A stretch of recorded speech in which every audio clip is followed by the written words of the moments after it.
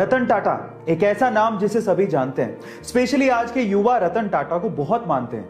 लेकिन क्या आपने कभी यह सवाल पूछा कि रतन टाटा ने कभी शादी की थी या नहीं की? नहीं की तो क्यों नहीं की? क्या उन्हें कभी प्यार नहीं हुआ? तो चलो आज इस वीडियो में मैं आप लोगों को इन सब बातों का जवाब देता हूं। आपकी जानकारी के लिए मैं आपको बता दूं कि रतन टाटा ने अभी तक कभी किसी से शादी नहीं की। ऐसा नहीं था कि उन्हें कभी प्यार नहीं हुआ, उन्हें प्यार हुआ था। वो लड़की एक्चुअली एलए यानी कि लॉस एंजल्स से बिलोंग करती थी। दोनों एक दूसरे से शादी करना चाहते थे, लेकिन लड़की के घर वाले लड़की को इंडिया नहीं भेजना चाहते थे और सिर्फ इसी वजह से उन्होंने लड़की की शादी कहीं और कर दी। लेकिन हमारे रतन टाटा जी ने अपना कमिटमेंट निभाया।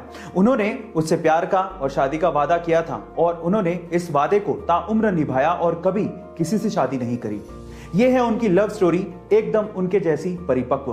जिंदगी के बड़े इम्तिहान में जब हमारे साथ कोई छोटी मोटी भी गड़बड़ हो जाए ना, तो हम लोग किस्मत का रोना रोने लगते हैं। हम लोग ये भी नहीं सोचते कि गिर के उठने वाले कोई सिकंदर कहते हैं। चलो मैं इसका एक एग्जांपल देता हूं। अमेरिका में एक ओलंपिक की दौड़ होने वाली थी और उसमें जिम थॉर्प नाम का एक धावक दौड़ने वाला था। लेकिन जिस दिन उसकी दौड़ थी, उसके साथ उसी दिन एक चोट हो गई। उसके जूते चोरी हो गए।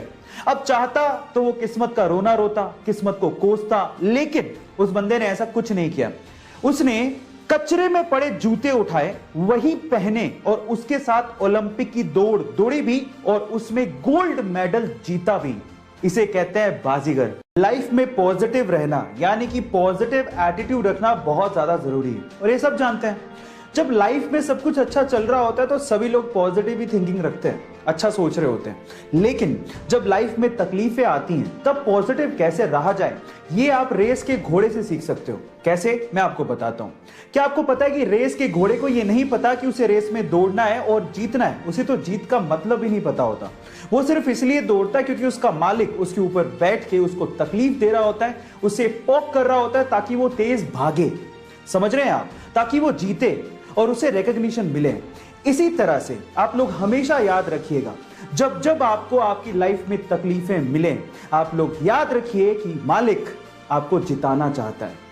इस तरह से आप अपने एटीट्यूड को अपनी लाइफ में पॉजिटिव बना के रख सकते हैं, तब भी जब आपकी लाइफ में तकलीफें हो। हमारे देश इंडिया के बारे में दो ऐसे फैक्ट जिसे जानने के बाद आपको गर्व फील होगा। नंबर 1, चांद पे पानी मिला है, ये तो सब जानते हैं। लेकिन क्या आपको पता है कि चांद पे पानी की खोज किसने करी थी? डोंट वरी, मैं आपको बताता हूं। वो हमारी ही नेशनल स्पेस एजेंसी इसरो ने की थी। नंबर 2, पूरी ही दुनिया में नोबेल प्राइज को सबसे बड़ा प्राइज माना जाता है। लेकिन क्या आपको पता है कि पूरे एशिया में सबसे पहला व्यक्ति जिसे नोबेल प्राइज दिया गया था वो कौन था?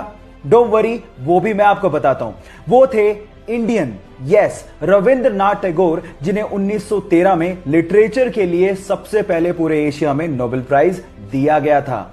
क्यों? इन दो फैक्ट को जानने के बाद हुआ ना आपका सीना गर्व से चौड़ा? सो गाइस, इसको शेयर करना लोगों के साथ मत भूलिएगा।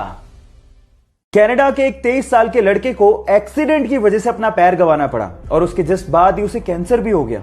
डॉक्टर्स ने कहा कि तुम कैंसर की वजह से ज्यादा दिन तक जिंदा नहीं रह सकते। तब उसे समझ में आया कि कैंसर पे रिसर्च कितनी ज्यादा जरूरी है ताकि लोगों की जान बचाई जा सके। उसने सोचा कि मरने से पहले वो पूरे कनाडा को पैदल अपनी एक टांग पे नापेगा और कैंसर रिसर्च पे फंड रेज करेगा। उसने 12 अप्रैल 1990 को पैदल चलना शुरू किया और लगभग 143 दिनों में 5373 किलोमीटर नाप डाले। कुछ ही मील बाकी थे, लेकिन उससे पहले ही उसकी मृत्यु हो गई। उस 23 साल के लड़के ने पूरे कनाडा के लोगों का दिल जीत लिया। आज भले ही वो जिंदा ना हो, लेकिन कनाडा के लोगों के दिलों में वो आज भी जिंदा है। उसका नाम है टेरी फोक्स और उसके जज्बे को मैं दिल से सलाम करता हूं। आर्मी, जिसके बिना किसी भी सुरक्षित देश की कल्पना नहीं की जा सकती। लेकिन अगर मैं आपसे कहूं कि इस पूरी दुनिया में एक ऐसा सुरक्षित देश है जहां पर आर्मी है ही नहीं, तो आप क्या कहेंगे? जी हां गाइस, उस देश का नाम है ग्रेनेडा, जिन्होंने अपना पैसा आर्मी बेसिस बनाने की बजाय बीचेस पे लगाया, एयरक्राफ्ट करियर बनाने की बजाय क्रूज और बोट्स पे लगाया। ग्रेनेडा, जहां पर ग्रेनेड नहीं बल्कि कोको का प्रोडक्शन होता है और बहुत ही यमी चॉकलेट्स प्रोड्यूस की जाती हैं। काश कि हर जगह ऐसा होता। No military, no weapon, no war.